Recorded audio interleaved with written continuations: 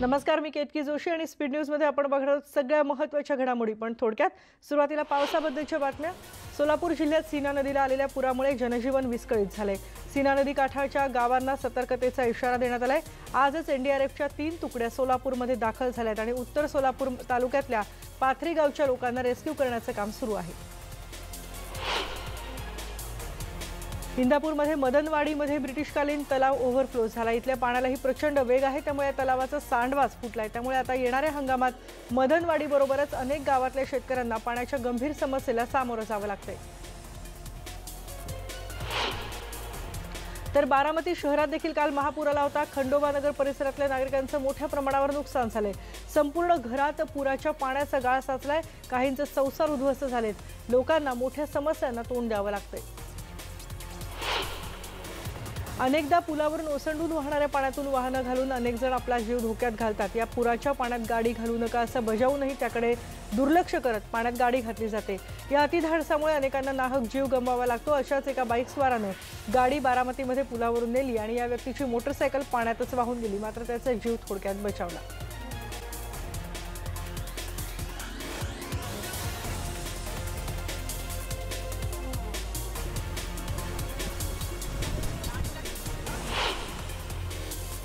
पुण्यात झालेल्या पावसाने अनेक घरांमध्ये पाणी शिरलं होतं। त्याबद्दलची बातमी तर आपण पाहणारच आहोत। पण देवगडची बातमी आपण बघतोय। खोल समुद्रात कमी दाबाचा पट्टा तयार झाल्याने सध्या कोकणात मुसळधार पाऊस सुरू आहे। तसंच वादळी वारा सुद्धा वाहतोय। परिणामी हवामान विभागाकडून मच्छीमारांना खोल समुद्रात न जाण्याचा इशारा देण्यात आलाय। या पार्श्वभूमीवर सिंधुदुर्गातल्या देवगड बंदरावर मोठ्या प्रमाणात परराज्यातल्या मासेमारी नौका आश्रयाला आल्या आहेत। सध्या जवळपास 83 नौका देवगड बंदरात उभ्या आहेत।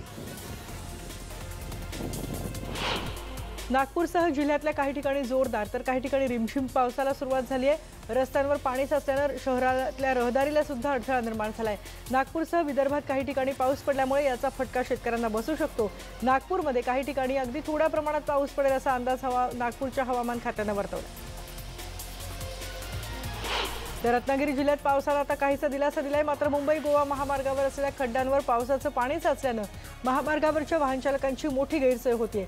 शहरात अनेक सखल भागांमध्येही पाणी साचले, त्यामुळे जनजीवन विस्कळीत झाले। तर दुसरीकडे भात शेतीचं सुद्धा मोठं नुकसान झालंय, त्यामुळे शेतकरी सुद्धा हवालदिल झालाय। सांगली जिल्ह्यातल्या पावसाचा ओसरलेला जोर आणि कोयना धरणातून कमी करण्यात आलेला विसर्ग यामुळे कृष्णा नदीची पाणी पातळी 35 फुटांवर स्थिरावली आहे। काल रात्री कृष्णा नदीची पाणी पातळी 36 फुटांच्या वर गेली होती। यामुळे कृष्णा नदी 40 फुटाची पातळी ओलांडण्याची शक्यता होती, मात्र पावसाचा जोर ओसरल्याने नदीची पातळी कमी झाली आहे। मुसळधार पावसामुळे उजनी आणि वीर धरणातून भीमा नदीत मोठ्या प्रमाणात पाण्याचा विसर्ग करण्यात आलाय, त्यामुळे पंढरपूर शहरात पूरस्थिती निर्माण झाली आहे। 2006 साली जेवढं पाणी आलं होतं तशी स्थिती आता पाहायला मिळते। सखल भागानंतर आता पंढरपूर शहरात देखील पाणी शिरले। पंढरपूर शहराला पुराचा मोठा फटका बसला। इथल्या पवारवाड्यात सध्या 3 ते 4 फुटांपर्यंत पाणी भरलं होतं। आगामी 10 तास तरी हे पाणी उतरणार नसल्याचं प्रशासनाकडून सांगण्यात येतंय। पुणे जिल्ह्याला अतिवृष्टीचा मोठा फटका बसलाय। जिल्ह्यातले 3000 नागरिकांना सुरक्षित ठिकाणी हलवण्यात आलंय। 4 जणांचा मृत्यू झाला आणि 1 जण बेपत्ता आहे। एनडीआरएफचं एक पथक बारामतीला पाठवण्यात आलंय। जिल्ह्यात बारामती, दौंड, इंदापूर आणि पुरंदर या 4 तालुक्यांमध्ये मोठं नुकसान झालंय। इथली अनेक पिकं पाण्याखाली गेलीत आणि शेतकऱ्यांचं तर मोठं नुकसान झालंय। पुणे शहर आणि प्रहेजा सिटीला जोडणारा रस्ता पावसामध्ये अक्षरशः मोडून पडलाय, त्यामुळे धोकादायक झालेल्या या पुलावरूनच नागरिक ये-जा करतायत। पर्यायी रस्ता नसल्यामुळे या पुलावरून ये-जा करण्याशिवाय त्यांच्याकडे दुसरा पर्याय नाही। पावसानं उसंत घेऊनही प्रशासनाने त्याची दुरुस्ती केलेली नाहीये। सततच्या पावसामुळे सिंधुदुर्गला कोल्हापूरशी जोडणारे घाटमार्गही आता खचू लागलेत। वैभववाडी कोल्हापूरला जोडणारा गगनबावडा घाटातल्या रस्त्याचा मोठा भाग दरीत कोसळलाय। या राज्यमार्गावरची वाहतूक बंद करून ती फोंडा घाट मार्गे वळवण्यात आली आहे। तर कोल्हापूरला जोडणाऱ्या भुईबावडा घाटातही दरड कोसळले, त्यामुळे हा घाट बंद झालाय। जळगाव जिल्ह्यातल्या रावेर परिसरात मोठ्या प्रमाणात पाऊस झालाय, त्यामुळे शेतीचं अतोनात नुकसान झालंय। शेतकऱ्यांच्या हातातोंडाशी आलेलं घास हिरावला गेल्यानं शेतकरी संकटात सापडलाय। तर पिकांच्या नुकसानीची पाहणी करून पंचनामे करावेत अशी मागणी शेतकऱ्यांकडून केली जाते। शेतकऱ्यांच्या पिकांच्या नुकसानीची औपचारिकता न करता शासनाने शेतकऱ्यांना हेक्टरी 50,000 रुपये सरसकट मदत देण्याच्या मागणीसाठी अखिल भारतीय छावा संघटनेच्या वतीनं अंबड तहसीलदार कार्यालयाच्या पायरीवर नारळ फोडून अनोखं लक्षवेधी आंदोलन करण्यात आलं। मुख्यमंत्री उद्धव ठाकरे यांना तहसीलदारांच्या मार्फत निवेदन देखील पाठवण्यात आलं। राज्यातला ऊस गाळप हंगाम 15 ऑक्टोबर पासून सुरू होणार होता, मात्र गेल्या महिन्यापासून सातत्याने पडत असलेल्या पावसाचं पाणी ऊस शेतामध्ये साठले आणि गेल्या वर्षी हंगाम संपतानाचं कडक ऊन, 2 महिन्यांपूर्वीचा निसर्ग वादळाचा तडाखा आणि त्यात आता पडलेला पाऊस यामुळे ऊस उत्पादकांचंही मोठं नुकसान झालंय। तर साताऱ्यातल्या पावसाने शेतीचं प्रचंड नुकसान झालंय। जिल्ह्यात 1420 हेक्टर क्षेत्रातल्या सोयाबीन, भुईमूग, बाजरी, नाचणी, भात आणि कडधान्य पिकं उद्ध्वस्त झालीत। ज्वारीच्या पिकाचं सुद्धा मोठं नुकसान झालंय। शेतकऱ्यांच्या हातातोंडाशी आलेला घास पावसाने हिरावून नेलाय। अतिवृष्टी आणि पूरस्थितीमुळे सातारा जिल्ह्यातल्या 1420 हेक्टरवरचं नुकसान झाल्याचा अंदाज कृषी विभागाने वर्तवलाय। संबंधित अधिकाऱ्यांनी तात्काळ पंचनामे करून अहवाल सादर करावा अशी सूचना साताऱ्याचे पालकमंत्री बाळासाहेब पाटील यांनी दिली आहे। आंबावडे गावातल्या नुकसानग्रस्त भात पिकाची पाटील यांनी पाहणी केली। गेल्या 4 दिवसांपूर्वी झालेल्या तुफान अतिवृष्टीनं शेतकऱ्यांचं मोठं नुकसान झालंय। काही शेतकऱ्यांची केळी, ऊस याच्यासारखी पिकं अक्षरशः भुईसपाट झाले। इंदापूर तालुक्यातल्या गागरगाव इथल्या ऊस आणि केळी पाण्यासोबत चक्क वाहून गेले। कोकणातल्या सुमारे 1 लाख हेक्टरवरचं भात पीक यंदा धोक्यात आलंय। परतीच्या पावसानं शेतातल्या पाण्याबरोबरच या शेतकऱ्यांच्या डोळ्यात देखील पाणी आलंय। शासनाने या परिस्थितीचे पंचनामे करून या शेतकऱ्यांना संकटातून बाहेर काढावं अशी मागणी आता जोर धरू लागली। पालघर जिल्ह्यात गेल्या 2 दिवसांपासून सुरू असलेल्या पावसामुळे भात शेतीचं मोठं नुकसान झालंय। वीज वाऱ्यासह कोसळणाऱ्या पावसामुळे कापणीला आलेलं उभं भात पीक आडवं पडलंय, तर अनेक शेतकऱ्यांनी कापून टाकलेल्या भात पिकाची कडपं पाण्यावर तरंगू लागली आहेत। त्यामुळे शेतकरी आता संकटात सापडलाय। हवामान खात्याच्या अंदाजानुसार पुढचे 2 दिवस सुद्धा आणखी पाऊस पडण्याची शक्यता आहे। तर लातूर जिल्ह्यात सुद्धा गेल्या 3 दिवसांपासून सतत मुसळधार पाऊस पडतोय, त्यामुळे शेतीचं मोठ्या प्रमाणात नुकसान झालंय। काढून ठेवलेल्या सोयाबीनच्या गंजी देखील पाण्यात वाहून गेल्यात। प्रवाहात गेलेल्या या गंजी आपल्याला दिसतात। पावसानं उघडीप दिली असली तरी अद्यापही शेत शिवारांमध्ये मात्र पाणीच पाणी आहे। गेल्या 3 ते 4 दिवसांपासून ठाणे जिल्ह्यात मुसळधार पाऊस पडतो, यामुळे अंबरनाथ तालुक्यातल्या भात शेतीचं मोठं नुकसान झालंय। सप्टेंबर महिन्यात जिल्ह्यातल्या 850 हेक्टर भात शेतीचं नुकसान झालं होतं। आता पुन्हा शेती मातीमोल झाल्यानं शेतकरी चिंतेत आहेत। त्यामुळे आता शेतकरी शेतीचे पंचनामे आणि सरकारच्या मदतीच्या प्रतीक्षेत आहेत।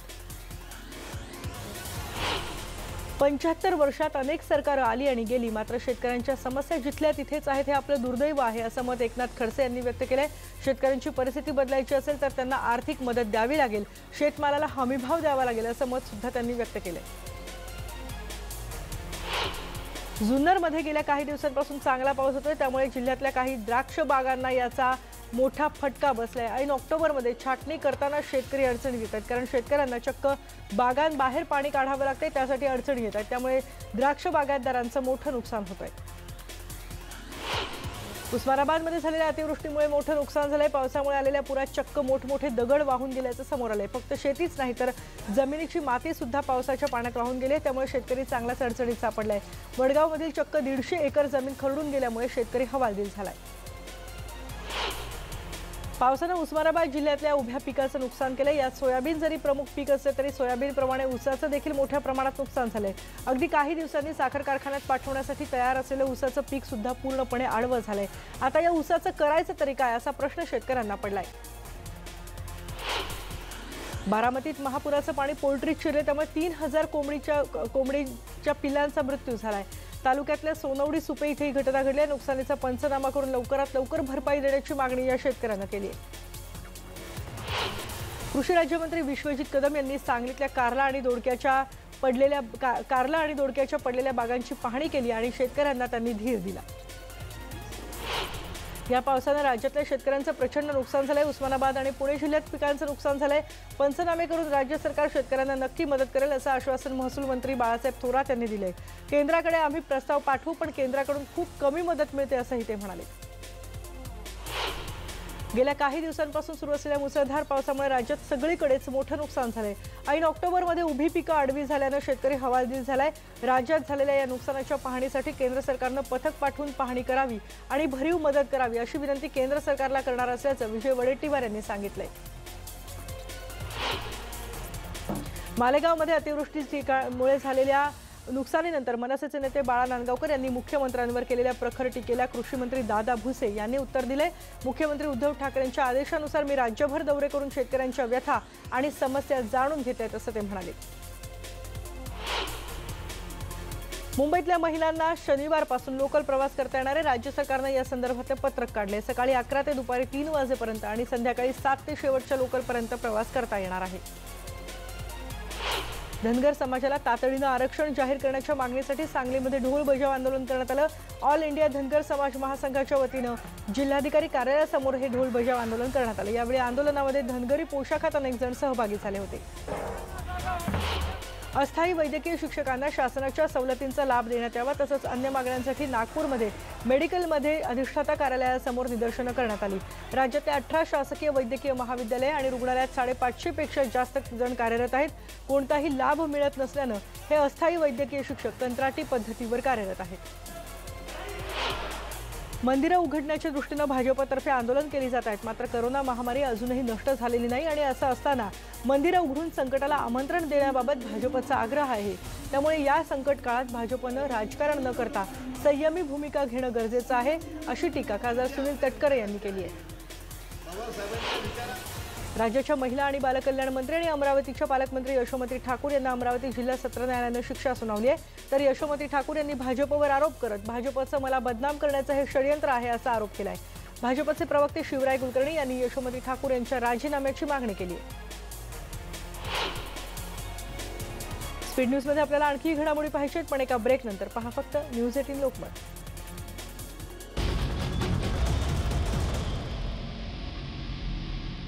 आणि ब्रेक नंतर आपण बघणार आहोत पुन्हा एकदा काही महत्त्वाच्या घडामोडी स्पीड न्यूज मध्ये।